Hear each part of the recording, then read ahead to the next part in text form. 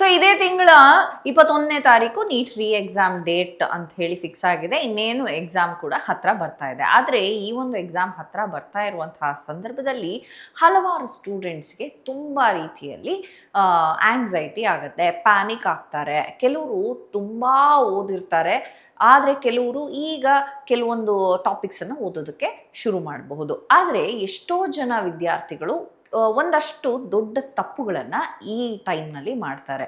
ಅವರನ್ನು ಅವರೇ under estimate ಮಾಡ್ಕೊಳ್ಬಹುದು. ಅಥವಾ ನಾನು ಈ ಒಂದು ಎಕ್ಸಾಮ್ನಲ್ಲಿ ಚೆನ್ನಾಗಿ ಮಾಡ್ತೀನೋ ಇಲ್ವೋ ಅಂತ ಒಂದು ಗೊಂದಲ ಇರ್ಬೋದು. ಹಾಗಾದರೆ ಅಂಥವ್ರು ಏನು ಮಾಡ್ಬೋದು ಅಂತ ಹೇಳಿ ಈ ಒಂದು ವಿಡಿಯೋನಲ್ಲಿ ನಾನು ಹೇಳ್ತಾ ಹೋಗ್ತೀನಿ. ಸುಮನ್ ಟಿವಿ ಎಜುಕೇಷನ್ಗೆ ಸ್ವಾಗತ. ನಾನು ಶ್ವೇತಾ. ಇನ್ನೊಂದು ವಾರದಲ್ಲೇ ನೀಟ್ ರೀ ಎಕ್ಸಾಮ್ ಇದೆ. ಇದು ನಿಮ್ಮ ಮುಂದಿನ ರ್ಯಾಂಕನ್ನು ಡಿಸೈಡ್ ಮಾಡುತ್ತೆ, ಮುಂದಿನ ಜೀವನವನ್ನು ಡಿಸೈಡ್ ಮಾಡುತ್ತೆ. ಇದೊಂದು ನಾರ್ಮಲ್ ಎಕ್ಸಾಮ್ ಅಂತ ನಾವು ಖಂಡಿತ ಪರಿಗಣಿಸೋದಕ್ಕಾಗೋದಿಲ್ಲ. ಇದೊಂದು ಸೆಕೆಂಡ್ ಚಾನ್ಸ್ ಆಗಿರುತ್ತೆ. ಹಾಗೆ ಈ ಸೆಕೆಂಡ್ ಚಾನ್ಸು ಒಂದು ರೀತಿಯಲ್ಲಿ ನಿಜಕ್ಕೂ ಸಹ ಪ್ರೆಷರಿಂದ ಕೂಡಿರುತ್ತೆ ಅಂತಂದರೆ ತಪ್ಪಾಗಲ್ಲ, ಅದು ಹೌದು.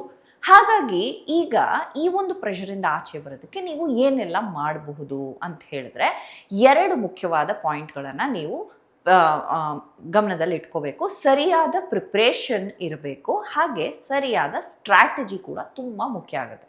ಹಾಗಾದರೆ ನೀವು ಎಕ್ಸಾಮ್ಗೆ ಏನೆಲ್ಲ ಮಾಡಬೇಕು ಅಂತಂದರೆ, ಮೊದಲನೇದಾಗಿ ಚೆನ್ನಾಗಿ ರಿವಿಷನ್ ಮಾಡ್ಕೊಳ್ಳಿ. ನನ್ನ ಪ್ರಕಾರ ನೀವು ಈಗ ಹೊಸ ಹೊಸ ಚಾಪ್ಟರ್ಸ್ಗಳನ್ನು ಓದೋದ್ರ ಬದಲು ಆಲ್ರೆಡಿ ನೀವು ಓದಿರುವಂತಹ ಚಾಪ್ಟರ್ಸ್ಗಳನ್ನು ಮತ್ತೆ ಮತ್ತೆ ರಿವೈಸ್ ಮಾಡೋದು ಅಡ್ವಾಂಟೇಜ್ ಕೊಡುತ್ತೆ ಅಂತ ಹೇಳಿ ಅನಿಸುತ್ತೆ. ನೀಟ್ಗೆ ಹೊಸ ರೀಡಿಂಗ್ಗಿಂತಲೂ ನೀವು ಆಲ್ರೆಡಿ ಓದಿರೋದನ್ನ ರಿವೈಸ್ ಮಾಡೋದು ಒಂದು ಒಳ್ಳೆಯ ಸ್ಟ್ರಾಟಜಿ ಅಂತ ಹೇಳ್ಬೋದು. ಇನ್ನು ಎರಡನೇದು, ಮಾಕ್ ಟೆಸ್ಟನ್ನು ಮಾಡುವಂಥದ್ದು. ಪ್ರತಿದಿನ ಅಟ್ಲೀಸ್ಟ್ ಒಂದು ಮಾಕ್ ಟೆಸ್ಟನ್ನು ನೀವು ಅಟೆಂಪ್ಟ್ ಮಾಡಿ. ಆದರೆ ಇಲ್ಲಿ ಒಂದು ಇಂಪಾರ್ಟೆಂಟ್ ಅಪ್ಡೇಟ್ ಏನು ಗೊತ್ತಾ, ನೀವು ಕೇವಲ ಸ್ಕೋರನ್ನು ಪರಿಗಣಿಸಬೇಡಿ. ಇಲ್ಲಿ ನೀವು ಯಾವ ಕ್ವೆಶ್ಚನನ್ನು ನೀವು ತಪ್ಪು ಮಾಡಿದ್ರಿ ಮಾಕ್ ಟೆಸ್ಟಲ್ಲಿ, ಅದನ್ನು ನೀವು ಅನಾಲಿಸಿಸ್ ಮಾಡ್ಕೊಳ್ಬೇಕಾಗತ್ತೆ. ಇನ್ನು ಮೂರನೇ ಪಾಯಿಂಟ್ ಏನಪ್ಪ ಅಂತಂದರೆ, ವೀಕ್ ಟಾಪಿಕ್ಸ್ ಬಗ್ಗೆ ನೀವು ಹೆಚ್ಚು ಫೋಕಸ್ ಮಾಡಿ. ನೀಟಲ್ಲಿ ಫಿಸಿಕ್ಸು, ಕೆಮಿಸ್ಟ್ರಿ, ಬಯಾಲಜಿ ಈ ಥರ ಸಬ್ಜೆಕ್ಟ್ಸ್ ಇರುತ್ತೆ ಅಲ್ವಾ. ಸೊ ಈ ಒಂದು ಸಬ್ಜೆಕ್ಟ್ಸ್ನ ಏರಿಯಾಸಲ್ಲಿ ನೀವು ಎಲ್ಲಿ ವೀಕ್ ಇದ್ದೀರಾ ಅದನ್ನು ನೀವು ಪತ್ತೆ ಹಚ್ಕೊಂಡು ಅದರ ಮೇಲೆ ವರ್ಕ್ ಮಾಡಿ. ಅಲ್ಲಿ ನೀವು ಮಾರ್ಕ್ಸ್ ಗೇನ್ ಹೇಗೆ ಮಾಡೋದು ಅಂತ ನೋಡಿ.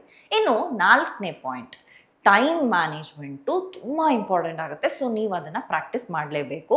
ಎಕ್ಸಾಮ್ ಹಾಲನ್ನೇ ಒಂದು ರೀತಿಯಲ್ಲಿ ಸಿಮ್ಯುಲೇಟ್ ಮಾಡ್ಕೊಳ್ಳಿ. ಮನೆಯಲ್ಲೇ ಎಕ್ಸಾಮ್ ಹಾಲ್ ರೀತಿನಲ್ಲಿ 180 ಕ್ವೆಶ್ಚನ್ಸು ಇಷ್ಟು ಟೈಮ್ ಲಿಮಿಟ್ ಒಳಗಡೆ ನಾನು ಈ ಥರ ಸಾಲ್ವ್ ಮಾಡಬೇಕು ಅಂತ ಹೇಳಿ ಆ ರೀತಿಯಲ್ಲಿ ನೀವು ಪ್ರಾಕ್ಟೀಸ್ ಮಾಡ್ತಾ ಬಂದರೆ ನಿಮಗೆ ಟೈಮ್ ಮ್ಯಾನೇಜ್ಮೆಂಟ್ ಈಸಿ ಆಗುತ್ತೆ.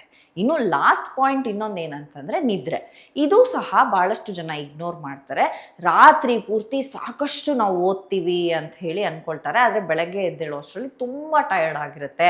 ಬ್ರೈನು ಫ್ರೆಶ್ ಆಗಿರಬೇಕು ಈ ಟೈಮ್ನಲ್ಲಿ. ಸೊ ಸಾಕಷ್ಟು ನಿದ್ರೆ ಬೇಕೇ ಬೇಕು, ಆಗ ಮೆಮೊರಿ ಕೂಡ ಸ್ಟ್ರಾಂಗ್ ಆಗಿರುತ್ತೆ. ಹಾಗಾಗಿ ನಿದ್ರೆನ ಚೆನ್ನಾಗಿ ಮಾಡಿ. ಇನ್ನು ಏನೆಲ್ಲ ಮಾಡಬಾರ್ದು ಅನ್ನುವಂಥ ಟಿಪ್ಸನ್ನು ನೀವು ಕೇಳೋದಾದರೆ, ಮೊದಲನೇದಾಗಿ ನೀವೇನು ಮಾಡಬಾರ್ದು ಅಂತ ನನಗನ್ಸುತ್ತೆ ಅಂತಂದರೆ, ನೀವು ಹೊಸ ಹೊಸ ಪುಸ್ತಕಗಳನ್ನು ಅಥವಾ ಹೊಸ ಹೊಸ ಸೋರ್ಸಸನ್ನು ಈಗ ತೊಗೊಳಕ್ಕೆ ಹೋಗಬೇಡಿ. ಹೊಸ ಕೋಚಿಂಗ್ ಬುಕ್ಸ್ ಇರ್ಬೋದು, ಹೊಸ ಬುಕ್ಸನ್ನು ಈ ಟೈಮಲ್ಲಿ ಸ್ಟಾರ್ಟ್ ಮಾಡೋದು ನಿಜಕ್ಕೂ ಒಂದು ರೀತಿ ರಿಸ್ಕ್ ಅಂತಲೇ ಹೇಳ್ಬೋದು. ಅದೊಂದು ರೀತಿಯ ತಪ್ಪು ಅಂತಲೂ ಆಗ್ಬೋದು, ಕನ್ಫ್ಯೂಷನ್ಸ್ ಆಗ್ಬೋದು. ಇನ್ನು ಎರಡನೇದಾಗಿ ಕಂಪೇರ್ ಮಾಡ್ಕೊಳಕ್ಕಂತೂ ಹೋಗಲೇಬೇಡಿ.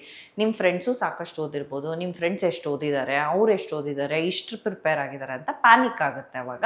ಸೊ ಕಂಪೇರ್ ಮಾಡ್ಕೊಳ್ಬೇಡಿ. ನೀಟು ಒಂದು ಇಂಡಿವಿಜುವಲ್ ಆಗಿರ್ತಕ್ಕಂಥ ಗೇಮು. ಇನ್ನು ಮೂರನೇ ಪಾಯಿಂಟ್ ಏನಂತಂದರೆ, ತುಂಬ ಸ್ಟ್ರೆಸ್ ಮಾಡ್ಕೊಳ್ಳೋದು. ಈಗ ಈ ಒಂದು ಟೈಮ್ ಪೀರಿಯಡಲ್ಲಿ ನೀವು ಹೆಚ್ಚು ಟೆನ್ಷನ್ ತಗೊಂಡ್ರೆ ನೀವು ರಿವೈಸ್ ಮಾಡೋದಕ್ಕೆ ಕಷ್ಟ ಆಗುತ್ತೆ, ಮೆಮೊರಿಗೂ ಹಾರ್ಮ್ ಆಗುತ್ತೆ. ಹಾಗೆ ನೀವು ಯಾವಾಗ ಸ್ಟ್ರೆಸ್ ಆದಾಗ ಅದು ನಿಮ್ಮ ಪರ್ಫಾರ್ಮೆನ್ಸನ್ನು ಡ್ರಾಪ್ ಮಾಡಿಸುತ್ತೆ. ಹಾಗಾಗಿ ಜಾಸ್ತಿ ಒತ್ತಡಕ್ಕೆ ತಗೊಳ್ಬೇಡಿ. ಇನ್ನು ನಾಲ್ಕನೇದಾಗಿ important, social media distractions, Instagram, reels, Telegram, rumours, internet, ಇವುಗಳಿಂದ ಆದಷ್ಟು ನೀವು ದೂರ ಇರಿ. ಫೋಕಸ್ ಮಾಡಿ. ಫೋಕಸ್ಸಿಂದ ಎಲ್ಲವನ್ನೂ ಗೆಲ್ಬೋದು. ಸೊ ನಿಮ್ಮ ಫೈನಲ್ ಸ್ಟ್ರಾಟಜಿ ಹೇಗಿರಬೇಕು ಅಂದರೆ, ಈ ಒಂದು ಉಳಿದಂಥ ಟೈಮ್ನಲ್ಲಿ ಹೆಚ್ಚು ಹೆಚ್ಚು ನೀವು ಓದಿರುವಂಥ ವಿಷಯವನ್ನೇ ರಿವೈಸ್ ಮಾಡೋದು ಉತ್ತಮ. ಮಾಕ್ ಟೆಸ್ಟ್ಗಳನ್ನು ನೀವು ತಗೊಳ್ಳೋದು ಉತ್ತಮ, ಪ್ರಾಕ್ಟೀಸ್ ಮಾಡೋದು ಉತ್ತಮ. ಹಾಗೆ ನೀವು ಎಕ್ಸಾಮ್ ಹಾಲನ್ನು ಸಿಮ್ಯುಲೇಟ್ ಮಾಡಿಕೊಂಡು ಅಷ್ಟೇ ಗಂಟೆಯಲ್ಲಿ ನೀವು ಮುಗಿಸೋದನ್ನು ಟ್ರೈ ಮಾಡ್ಬೋದು.